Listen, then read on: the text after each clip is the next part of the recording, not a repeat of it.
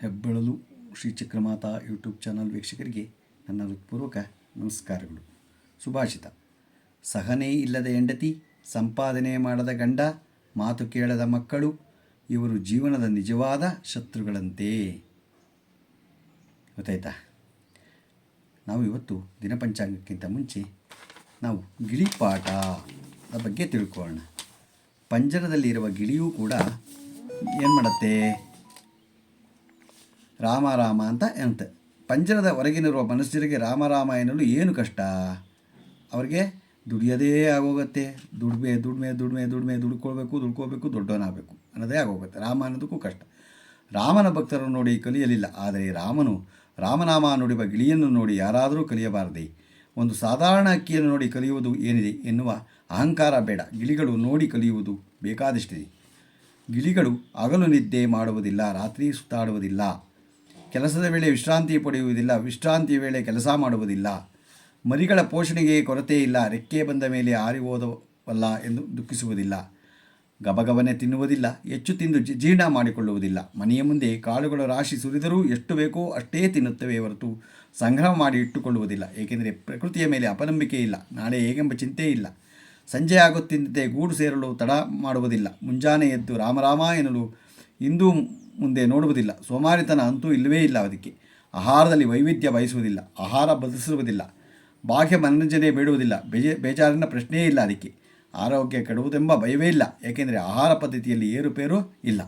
ಅನ್ಯರ ತಂಟೆಗೆ ಹೋಗುವುದಿಲ್ಲ, ತಮಗಾಗದ ಪರಿಸರದಲ್ಲಿ ಒಂದು ಕ್ಷಣವೂ ನಿಲ್ಲುವುದಿಲ್ಲ. ಎಲ್ಲಕ್ಕಿಂತ ಮಿಗಿಲಾಗಿ ಗಿಳಿಗಳನ್ನು ಗಿಳಿರಾಮ ಎಂದು ಕರೆಯುತ್ತಾರೆ. ಗಿಳಿಗಳಿಂದ ಎಲ್ಲವನ್ನೂ ಕಲಿತು ಆಚರಣೆಗೆ ತರಲು ಆಗದಿದ್ದರೂ ಪರವಾಗಿಲ್ಲ, ಆದರೆ ರಾಮನಾಮ ನುಡಿಯಬೇಕೆಂಬ ಆಸಕ್ತಿ ನಮ್ಮಲ್ಲೂ ಉಂಟಾದರೆ ಸದ್ಯಕ್ಕೆ ಅಷ್ಟೇ ಸಾಕು.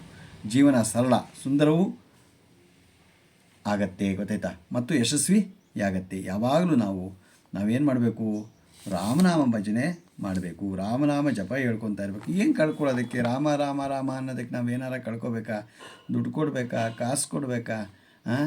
ನಾವು ಬೇಕಾದ್ರೆ ದುಡ್ಡು ಬರುತ್ತೆ ಅಂದರೆ ಏನು ಬೇಕಾದ್ರೂ ನಾವು ಇದನ್ನು ಮಾಡೋ ಅಂದರೆ ಮಾಡಿಬಿಡ್ತೀವಿ ನಾವು. ಆದರೆ ರಾಮನಾಮ ಹೇಳ್ಕೊಳ್ಳೋದ್ರಲ್ಲಿ ನಮಗೆ ಕಷ್ಟ ಆಗ್ಬಿಟ್ಟಿದೆ ಜನಗಳಿಗೆ. ಆದರೆ ನಾವು ಹಾಗೆ ಮಾಡೋದು ಬೇಡ. ರಾಮ ರಾಮ ಅಂತ ಹೇಳಿದ್ರೆ ನಮಗೆ ರಾಮ ಕೊಟ್ಟೇ ಕೊಡ್ತಾನೆ. ನಾವೆಲ್ಲೋ ದುಡಿಯೋ ಬದಲು ದುಡಿಬೇಕು.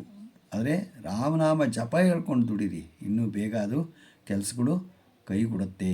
ಗೊತ್ತಾಯ್ತಾ? ನಾವು ಯಾವಾಗಲೂ ರಾಮನಾಮ ಜಪ ನೋಡಿ. ಗಿಳಿ ಮಾತ್ರ ಬೆಳಗ್ಗೆ ಎದ್ದು ರಾಮ ರಾಮ ರಾಮ ಅಂತಲೇ ಇರುತ್ತೆ. ಅದನ್ನು ನೋಡಿ ನಾವು ತಿಳ್ಕೋಬೇಕು. ಇವತ್ತು ನಾವು ರಾಮರಾಮ ಗಿಳಿ ಪಾಠವನ್ನು ತಿಳ್ಕೊಂಡು ಈಗ ನಾವು ದಿನಪಂಚಾಂಗವನ್ನು ತಿಳ್ಕೊಳ್ಳೋಣ. ದಿನಾಂಕ 17/6/2025 ಗುರುವಾರ, ಶ್ರೀ ವಿಶ್ವಾವಸು ನಾಮ ಸಂವತ್ಸರ, ಉತ್ತರಾಯಣ, ಚೈತ್ರ ಮಾಸ, ವಸಂತ ಋತು, ಕೃಷ್ಣಪಕ್ಷ, ತಿಥಿ ಚೌತಿ, ಹಗಲು 11:45, ನಕ್ಷತ್ರ ಜ್ಯೇಷ್ಠ, ರಾತ್ರಿ 4:47, ಮಳೆ ಅಶ್ವಿನಿ 2ನೇ ಪಾದ, ರಾಹುಕಾಲ 1:56ರಿಂದ 3:29 ತನಕ ಇದೆ, ಗುಳಿಕ ಕಾಲ 9:16ರಿಂದ 10:49 ತನಕ ಇದೆ, ಯಮಗಂಡ ಕಾಲ 6:09ರಿಂದ 7:43 ತನಕ ಇದೆ. ಇವತ್ತು ಯಾರು ಹುಟ್ಟುಹಬ್ಬ ಆಚರಿಸ್ಕೊತಿದ್ರು, ಮದುವೆಯಾದ ದಂಪತಿಗಳು ವಾರ್ಷಿಕೋತ್ಸವ ಆಚರಿಸಿದವರಿಗೆ ನಮ್ಮ ಹೆಬ್ಬೆಳಲು ಶ್ರೀ ಚಕ್ರಮಾತಾ ಯೂಟ್ಯೂಬ್ ಚಾನಲ್ ಕಡೆಯಿಂದ ಶುಭ ಕಾಮನೆಗಳನ್ನು ತಿಳಿಸ್ತೀವಿ. ದೇವರವರಿಗೆ ಆಯಸ್ಸು, ಆರೋಗ್ಯ, ಐಶ್ವರ್ಯ ಎಲ್ಲ ಕೊಟ್ಟು ಕಾಪಾಡಲಿ ಅಂತ ಕೇಳ್ಕೊತೀನಿ.